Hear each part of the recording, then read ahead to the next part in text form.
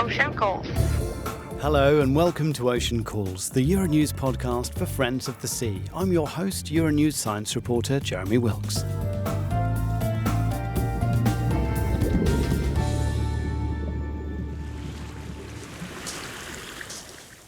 He always thought of the sea as la mar, which is what people call her in Spanish when they love her. I am a part of everything that is, and everything that is of the sea. The sea is the same as it has been since before men ever went on it in boats.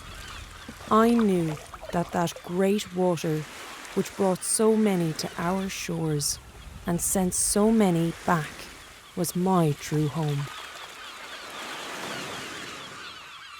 From Homer to Ernest Hemingway and Iris Murdoch, the sea is a constant source of inspiration.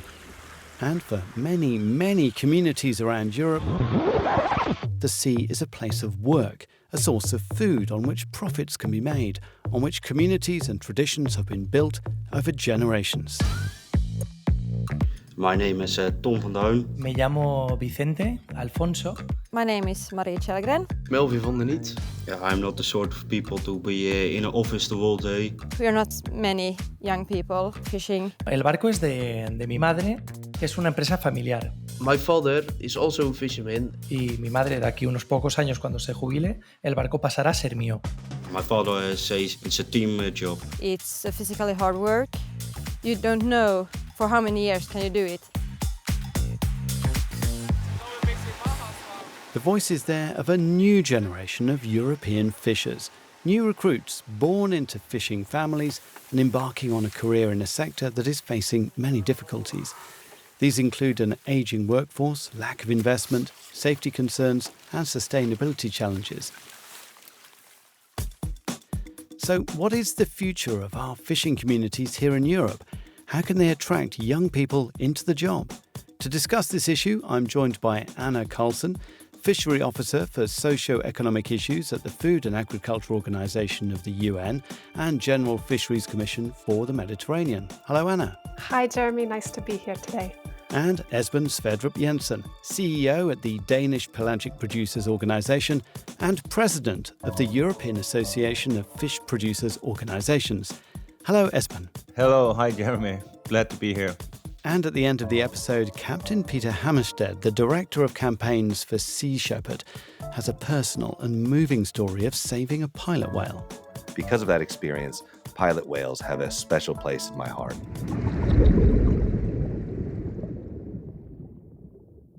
I want to start with a question. I mean, I know the answer for me. I've never been on a fishing boat. I've never been out to sea fishing. Anna, have you ever tried fishing on a fishing vessel? And have you had that experience? That's a nice question.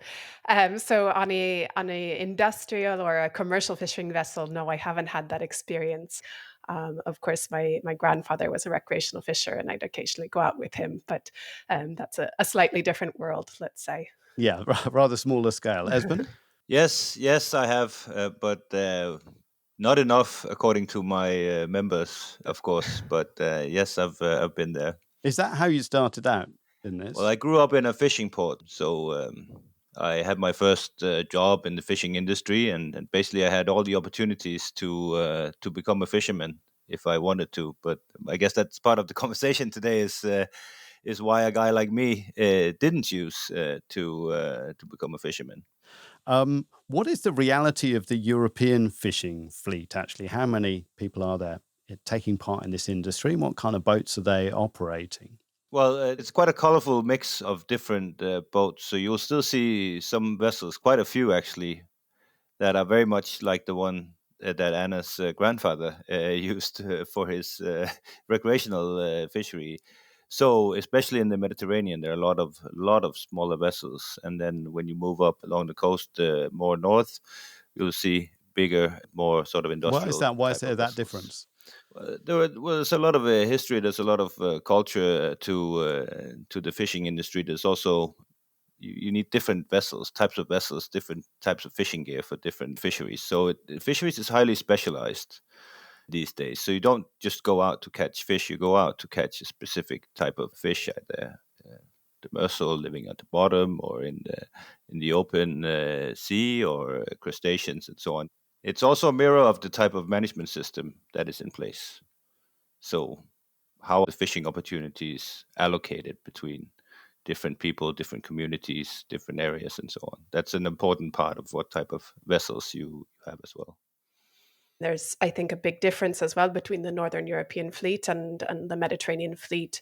The fleet in this region is quite different. It tends to be much more multi-species fisheries. So in the Mediterranean and Black Sea region, 82% of that fleet is small scale, which is generally vessels under 12 meters using passive gear. You have also this gray area of maybe 15-meter vessels, 16-meter vessels, 14-meter vessels that are officially, from a data perspective, are not small-scale vessels, but are this medium range of vessels. And so you have quite a lot of that, particularly in the Mediterranean region. So that fleet looks quite different. You have quite a lot of very small vessels as well, where you have one, maximum 2 people on board and just a little bit of room to haul in the catch. And you have other vessels with huge, industrial level gear. But just talk me through some of the numbers in terms of how many people are actually working in this sector now. Is it, and we also hear that this is generally a sector that's in decline in terms of the number of people who are working in it. But what are the figures that we have now for Europe? For the Mediterranean and the Black Sea region, our official statistics say that just under 200,000 people work on board vessels. Officially, it's 194,000 jobs. Who are actually going out to sea. This is people who are actually going out, working on the vessel, going out to sea, and working in the actual capture fisheries, harvesting the fish. The numbers are dropping, though, that we know, and the fishers are getting older. So our most recent report just came out in December 2022, and there we know from the most recent data, which was based on reference year of 2020, 10% of fishers were under the age of 25, and this is down from 17% in 2018. So that's a rather rapid drop. Esben, is it the same in Northern Europe? Yeah, well, I think that the estimate is that around 350,000 people in Europe are working on board vessels or closely linked to the vessels. So quite a lot of jobs, but again, as Anna said, rapidly decreasing. Also in Northern Europe. Why is it decreasing then? What's the problem? Well, it's not necessarily a problem, but vessels have become more efficient. That goes for the on-land operations as well. So you see a lot fewer people working in fish factories, in transport, and so on. So a lot of solutions, a lot of robotics, a lot of automation in the processing. And the same goes on the vessels. Some of my member vessels are about 90 meters long. They can take 3,500 tons of fish. And you have between 6 and 8 people working on the boat. What's the job really like? Can you kind of talk me through what the reality is of a fisher now in Europe, Esben? Yeah, again, I mean, we're coming back to this coat of many colors. There's a big difference between operating a one-man open boat in the Mediterranean and then operating a modern, large pelagic vessel. Let's take the example of the guys on the large pelagic vessel. Yes. What do they do? Well, first of all, they steam quite a lot, so you need quite a lot of patience. And then when the fishing is on, these guys are on for the number of hours that it takes. It depends a little bit on the different types of species. Sometimes you're only hauling the trawl for 5 minutes. But of course, the whole operation is bigger. But the actual fishing is only 5 or 10 minutes. And then you're pumping the fish and so on. But so the actual fishing part is not necessarily that demanding, but you need to be able to mend the gear. You need to be able to understand the mechanisms to set the trawl, to pull it in, to operate all of these different things while the fishing is on. And these are boats that are going far out into the Atlantic. So then it's basically, of course, you're working all the time, cleaning and fixing and mending and preparing for your next trip. So there's quite a lot of work, but actually fishing part of it is not necessarily the main part of it. And how long would they go out for? So up to, let's say, 10 days is the sort of maximum level these days. Some of the fishing operations are different. It's not necessarily it's down to 5 minutes, but it's up to, let's say, 5-6 hours of towing. It depends on on what type of fishing, what type of species you're catching? Some of the Northern European fleet can be much more technological, and as Stefan has said, the job has evolved a bit, whereas in the Mediterranean, but it's a bit more physical, especially on the small scale vessels. Typically, a fishing trip is less than 24 hours, but it's early mornings, or, you're up at 3 a.m. to get going, to get out to sea. It's physical. It's you're out exposed to the elements. So you hear from fishers that, in the winter it's cold, it's wet. In the summer it's hot. And then once you return to port, the day doesn't end there as well, because often small scale fishers are then very much involved in preparing the catch, taking it to market, or even marketing the catch themselves. And this is something we've heard from fishers about, potentially a deterrent to young people joining the sector, as they're not, they'd much rather an office job. But we also hear from fishers that say that's what they also love about their job, is that they're free, they're their own boss, let's say. They're out in nature, they're out in the sea, they're really connected to the sea. And they love that aspect of it as well. So there's, pros and cons. Going back to the bigger boats, what's life like on board? If I was working in that sector, would I have my own cabin, or is it kind of very cramped space where everybody's sharing everything together? What's it like? It's pretty comfortable. You would have your own cabin, you would have your own showers, you would have your own Wi-Fi on board. So what that part of the sector has been trying to do is to address some of those issues that Anna just mentioned, in terms of creating a work environment that very much matches what you have on land. You have fitness on board many of these vessels. That doesn't sound too bad. No, That sounds all right, doesn't but it? it is pretty good. It is pretty good. You still have the factor that you never know when you're going to be back. You don't know. For those vessels, the market for fish is quite dynamic. So you might end up selling your fish or landing your fish in northern Norway, or in the Faroe Islands, or in Scotland, or in Denmark. So if you have to be back for a birthday or a communion or whatever, or a date, that's where the difficulty starts. I think one of the key issues is reducing the vulnerability of fishers in the sector. I mean, we talk about fishers, and sometimes, especially in less developed countries, you have an image of fishers as being poor and, struggling. And that's not necessarily the case from the data. Some of the fishers in the Mediterranean, actually, they earned quite a good, they have a good income. But it's a highly vulnerable sector. So you have issues with weather, and you have damage to your vessel, or damage to your gear, or you get sick, or you pull your back out while you're working, or you need a loan to buy a new engine. Those types of shocks can be really devastating in the sector, because it's so highly vulnerable. And so trying to reduce those vulnerabilities of the sector, I think, is one way of providing a bit more stability to the sector and encouraging young people. Did you know that the fisheries sector in the Mediterranean and the Black Sea captures more than 1 million tons every year? But catches decreased by 16% from 2019 to 2020, likely because of the COVID-19 pandemic. Is recruitment actually a concern for fishers in Europe? We do face a recruitment challenge, especially if we look a little bit ahead of us. Quite clearly, we're losing young people, and the average age of fishermen in Europe is increasing.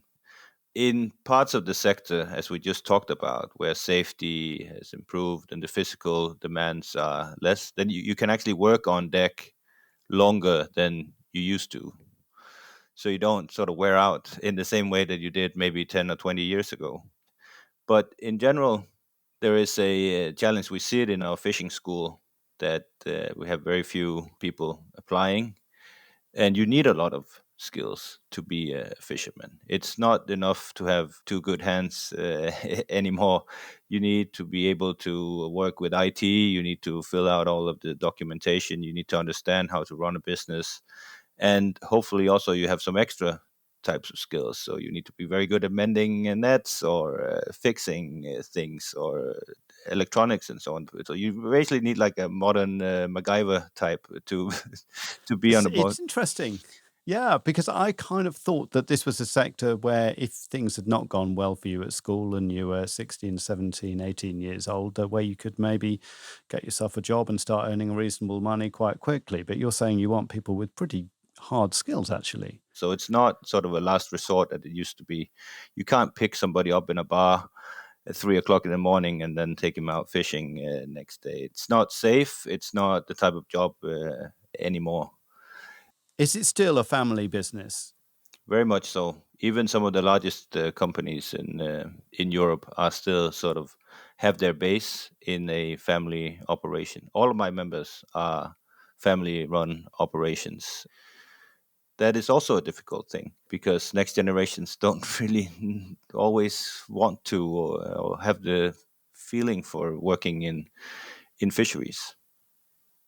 Even if the Mediterranean fleet is perhaps a little less technological, and so you might think of this idea as fisheries as a last resort kind of profession, but it's quite difficult for someone to just say, well, I didn't do well in school, I'm going to go get a boat and go fish. Typically, they're people that take up working in the sector, it's because their parents were, fishers, and they went out on the boat with their father, and they know the sector intimately. And there's quite a barrier to entry, I would say, to someone who doesn't know the sector, doesn't know the waters. You're painting a picture of quite a closed business then, actually. Well, we're seeing also in some countries where, even if someone did want to join the profession, or they found someone that maybe they could train under or work with, if you don't have the possibility to, say, inherit your father's boat, often there's barriers in terms of allowing young people to get a loan to buy their own boat or to purchase their own gear. So to enter the sector becomes quite difficult that way as well. So what are the things you can do to get people into it?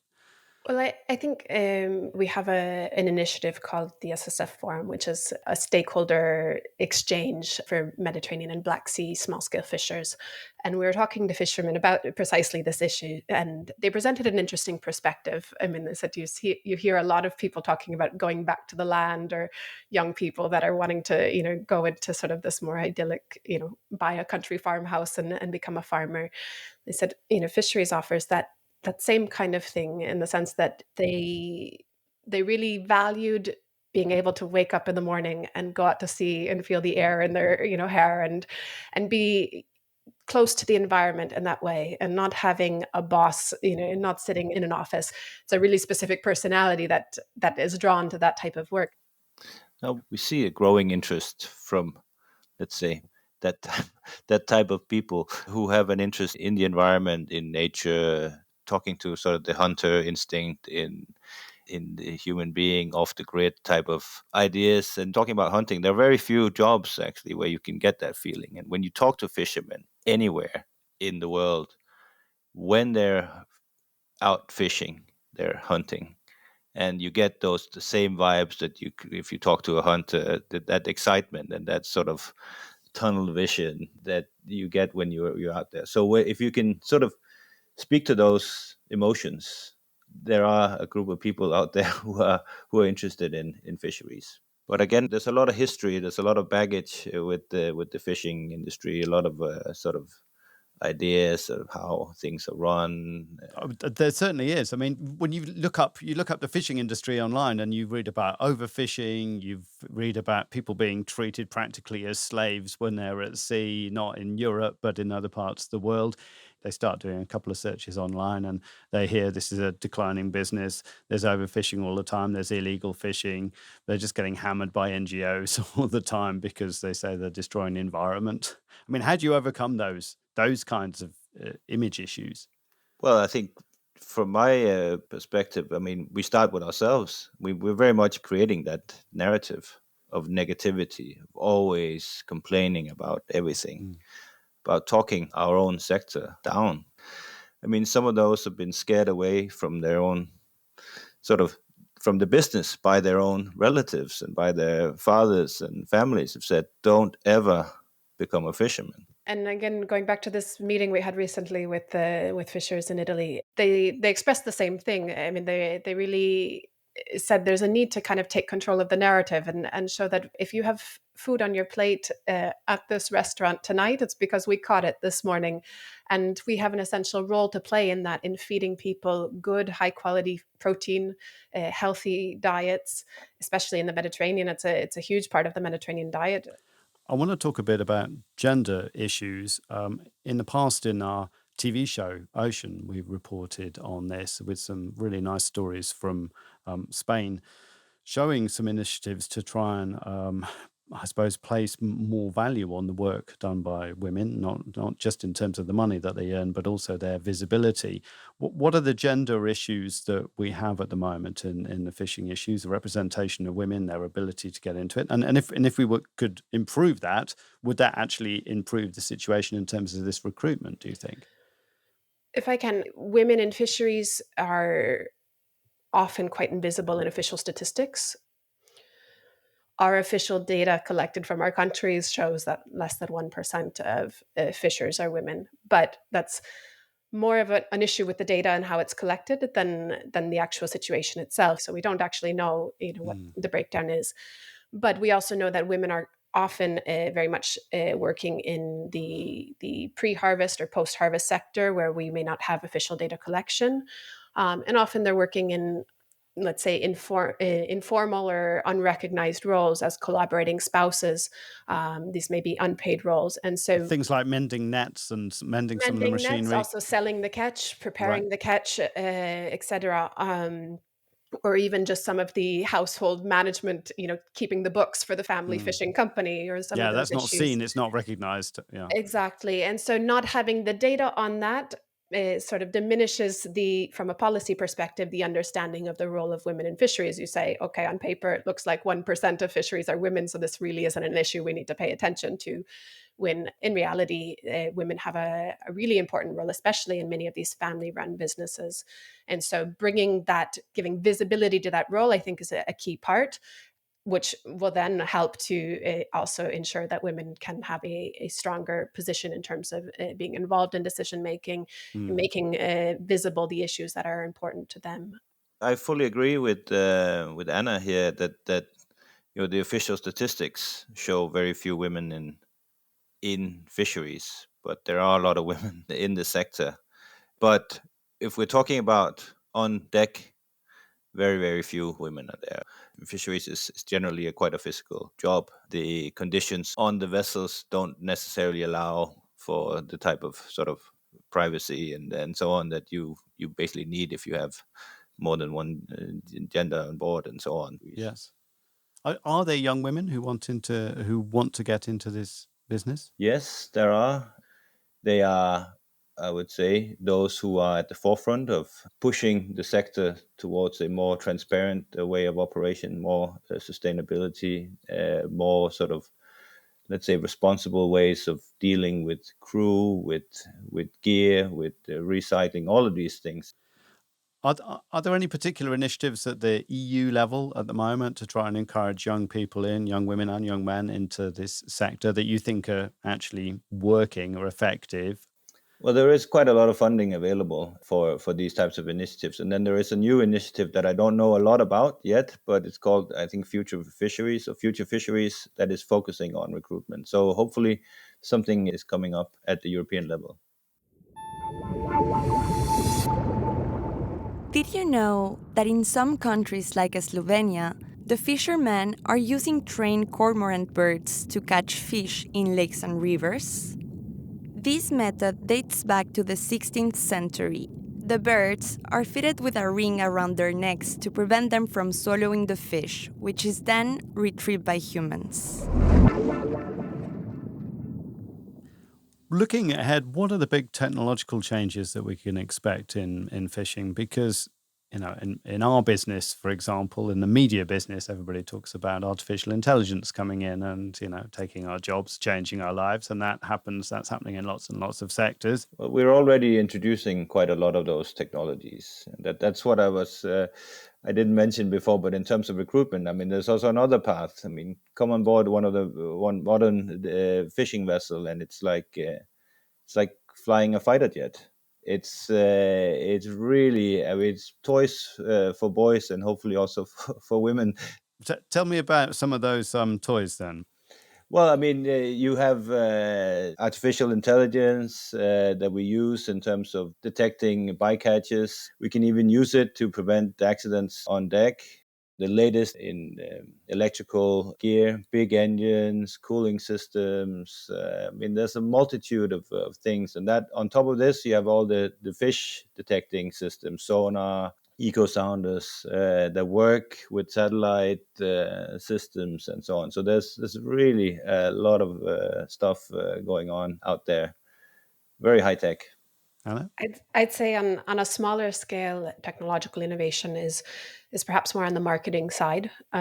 So we've seen a lot of really interesting initiatives, even at a cooperative level in the Mediterranean, in terms of marketing catches, in terms of using apps to already upload information about their catch while the fish are still at sea, so that by the time they return to port, they may even already have their catch completely sold. Or there's a cooperative in Spain that's done a lot of really interesting work with tagging their catch in order to prevent fish fraud, in order to market their catch that way. Do you think, though, that we can kind of make fishing one of those jobs that people are really proud to say they are going into, right? Because I'm sure the people who do it are proud, but the people who are going into it say, I've got this cool opportunity, I'm going to go out fishing, I'm going to do that. Well, I think it's a pretty cool job, and once in a while I regret not becoming a real fisherman instead of sort of a desk warrior. As we're coming back to the narrative, I mean, we need to sort of get rid of the black spots in the past and then sort of move into a situation where we become more custodians of the ocean. What will place fisheries in a very unique spot in the market for food. I mean, it's already delicious and healthy and fun to eat and enjoy seafood, but if you can do it with a minimal carbon footprint, that is really a golden opportunity that no other food production offers. So once we're there, I think we can also attract a whole different group of people into the sector. Keeping in mind that it's still, no matter what we do, it's going to be hard work. You're going to be away from home. We can't take that out of fisheries. But no, and you can't change the weather. No, we can't change the weather and so on. But it's always been a profitable line of business in the long run. And when you start early, you're going to make a lot more money than all of your friends. That's for sure. I'm sure that is a good motivation. Anna, what are your thoughts? I mean, I think the situation might be a little bit different in the Mediterranean level. That said, I mean, the fishers we talk to say that it's absolutely possible to earn a solid living. And I think it's really essential to work on changing the narrative. I've never talked to a fisher that wants to catch vulnerable species in their nets, or that wants to deplete fish stocks so that there's no future and no fish to catch in the future. And so they really are on the front lines. They are the ones that understand. They've seen the changes in species in the region. They've seen the changes from climate change. They know the sea that they work in. And so changing the narrative and ensuring that the next generation of fishers really are this guardians of the sea.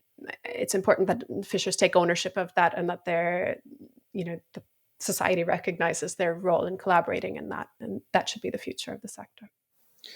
Well, I think in a lot of places in the Mediterranean, as Anna mentioned earlier on, people love that narrative. That it's small scaled, it's romantic, it's old fashioned, it's a little bit sort of rough, and you never know. And very often you see at a national level, but also at an EU level, that the legislation sort of fixes the sector in that position. So it's very difficult to, let's say, invest in modern technology and in modern boats that maybe meet the demands of those who will be fishing in the future, because the legislation is there to protect those who are already there. So you're sort of forced to continue fishing on a small vessel that's not necessarily profitable and not necessarily safe and so on. So we need to work on that part of the narrative as well, fixing legislation and allowing the sector to develop and to become more modern and more responsible. Thank you very much for joining us, Anna Carlson and Esben Sverdrup. Thanks for being with us on Ocean Calls. Thank you. It was a pleasure. My pleasure. Thanks very much. Now to our segment where a well-known person tells their favourite ocean tale. In this episode, we welcome Sea Shepherd's Captain Peter Hammerstedt, who's working to stop illegal fishing and protect endangered marine species around the world, while inspiring people to take action for environmental justice and sustainability. And this is Captain Peter's story. My name is Peter Hammerstedt. I'm the Director of Campaigns for Sea Shepherd Global, an international marine conservation organization that works to protect marine wildlife. My favorite ocean experience actually comes off the back of a very successful campaign that we had down in the Southern Ocean, shutting down illegal whaling in the Southern Ocean Whale Sanctuary. And we'd come off the back of this campaign having successfully intervened in illegal whaling activity and having saved over 700 whales because of our direct interventions. As we came back into port on a remote island just in the Bass Strait, an area of water between Tasmania and mainland Australia, it was a stranding of pilot whales. And because of that experience, pilot whales have a special place in my heart. There were 54 pilot whales that were still alive once on the beach. These were pilot whales that had not landed on their blowhole, that had not drowned in the rough and tumble of washing up ashore. By the time we arrived in Narakupa, all 54 of the pilot whales had been reintroduced to sea, but because of a turn in the weather, one of the 54 pilot whales ended up restranding herself. And so all of the rescue efforts had to focus on keeping this pilot whale alive for as long as we could until there was another window, another opportunity to bring her back out to ocean. This pilot whale was bloodied and bruised from being tumbled in the rough surf of the water that washed her up on shore. My job on the beach was to time her breathing, and I remember standing next to her beleaguered body with a stopwatch and measuring her breathing. As the days went by, I could tell that her breathing was starting to slow down. The smell of the breath coming out of the blowhole, it began to smell like curdled milk. And that's generally a sign of severe dehydration.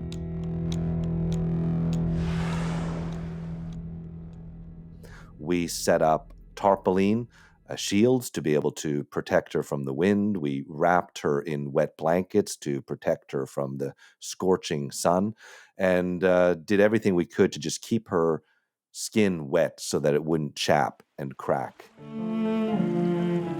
After about 2.5 days on this beach, her breathing slowed down from breathing once every 30 seconds to once every 2.5 to 3 minutes. And finally, there was a break in the weather, this 2-hour window where there was the potential of trying to get her out to sea.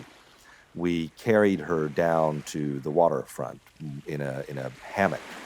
And once we got down to the water, we had 2 jet skis with a tow line in between them. And that tow line was put under her pectoral fins, and she was then towed off the beach. When the jet skis got about 150 to 200 meters off the beach, she started pulling away and trying to break free of this tow. And she finally got loose and then started swimming in a completely different direction from where she was being towed. And I remember standing on the beach thinking, my God, she's going to end up restranding herself. She's not swimming in the direction we were trying to take her, which was as far off the beach as we possibly could. But there were air assets in the air that day, and there was a helicopter up in the air. And what they noticed is that the 53 pilot whales that had been rescued 3 days earlier, they were all still waiting for her offshore, and she was swimming straight for her pod. And as she met them, the other 53 pilot whales, they circled her and they nudged her with their bulbous heads. And then once reunited, all 54 pilot whales swam out to open ocean together. And it's such a memorable experience for me because it came with the realization that the rest of her pod knew that one of their members was still stuck on the beach, and they must have known that a rescue effort was underway.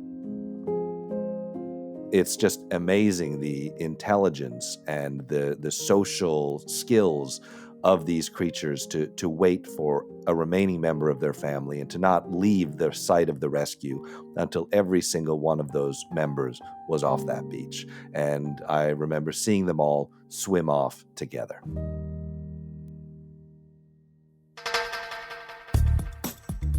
My thanks to Captain Peter Hammerstead for that heartwarming story. Ocean Calls is produced by Euronews for ocean fans around the world, and I'm your host, science reporter Jeremy Wilks. And this series is produced by my colleagues, Naira Davlashyan and Natalia Olsner. The theme music is by Gabriel Dalmaso. Editing and sound design is by Jean-Christophe Marceau, and mixing is by Mathieu Duchesne.